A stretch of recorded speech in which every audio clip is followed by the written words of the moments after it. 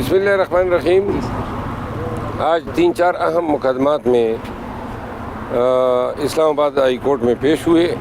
سب سے اہم مقدمہ جو تھا وہ اسلام آباد میں جلسے کی اجازت کے لیے جو ریٹ دائر ہوئی تھی وہ آج اسلام آباد ہائی کورٹ نے منظور کر لی ہے، اور ہمیں جلسے کی اجازت دیتے ہوئے ڈی سی اسلام آباد کو ہدایت کی ہے کہ ہمیں NOC جاری کریں۔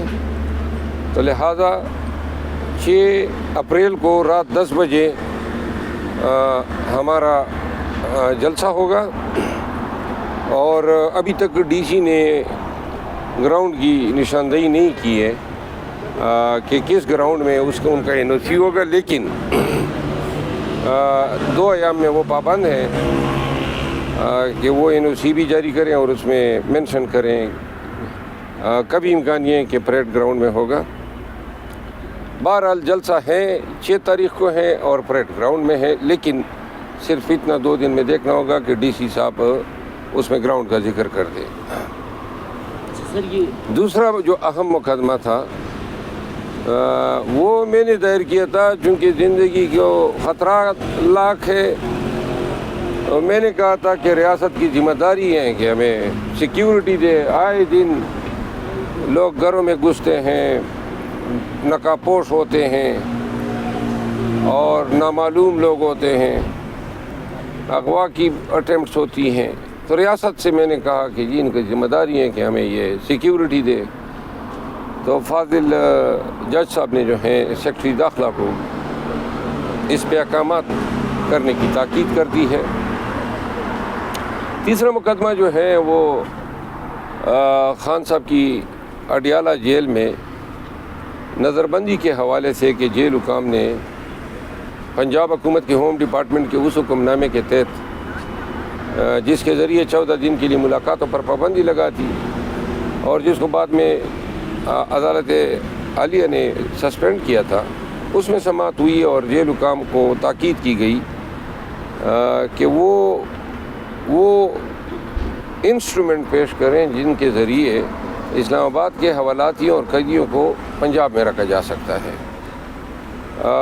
اس کے علاوہ خان صاحب کی ایک اور پٹیشن تھی اور پاکستان تحریک انصاف کی، جو آنریبل جج حسن گل اورنگزیب صاحب کی عدالت میں تھی، جس میں ہم نے یہ کہا تھا کہ ہمارے ساتھ اسلام آباد اور وفاقی حکومت کا رویہ بڑا ہی ڈسکریمنیٹری ہیں۔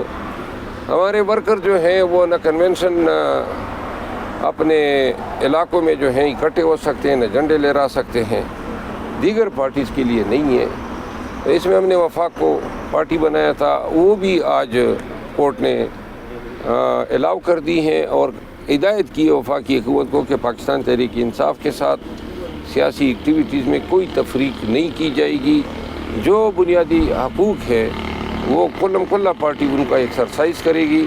تو الحمدللہ اس سے ہمیں اسلام آباد کے چھوٹے چھوٹے علاقے میں یا پیریفری میں جانے، وہاں پہ 6 اپریل کے لیے جو جلسہ ہے لوگوں کو انوائٹ کرنے، یہ اب تکالیف نہیں ہوگی کہ انتظامیہ روڈیں اٹکائے گی۔ تو یہ آج کی روزات تھی جو میں نے آپ کو گوش گزار کی۔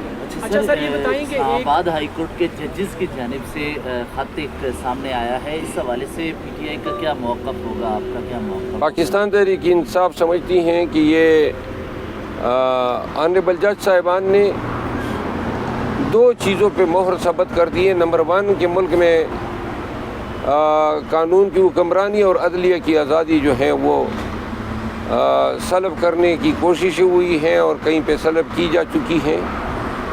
مرضی کے بینچ بنوائے جاتے ہیں، مرضی کے فیصلے کروائے جاتے ہیں، اور اس پہ جو ہے انٹیلیجنس ادارے جو ہیں وہ ججز کو ہراساں کر رہی ہیں، ان کے گھروں میں انسٹرومنٹس لگا رہی ہے۔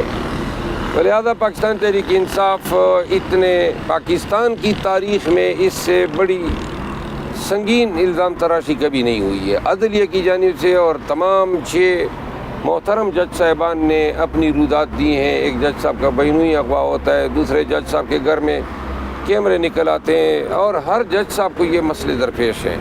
جب ہائی کورٹ کے جج صاحب جن کے پاس ہم آتے ہیں بنیادی حقوق کے تحفظ کے لیے، جب وہ خود انصاف کے لیے دہائی دے رہے ہیں تو یہ اس نظام کے منہ پہ تماچا ہے.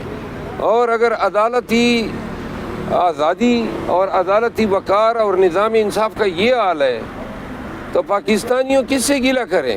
پاکستان کو کس نہج اور کس مقام کی طرف لے جایا جا رہا ہے؟ پاکستان تحریک انصاف مطالبہ کرتی ہے کہ فل کورٹ پر مشتمل سپریم کورٹ اس کو پٹیشن ٹریٹ کرتے ہوئے اس کو کنورٹ کریں اور اس کو سنیں. ایک ایک واقعے کی جو ہے انکوائری ہونی چاہیے.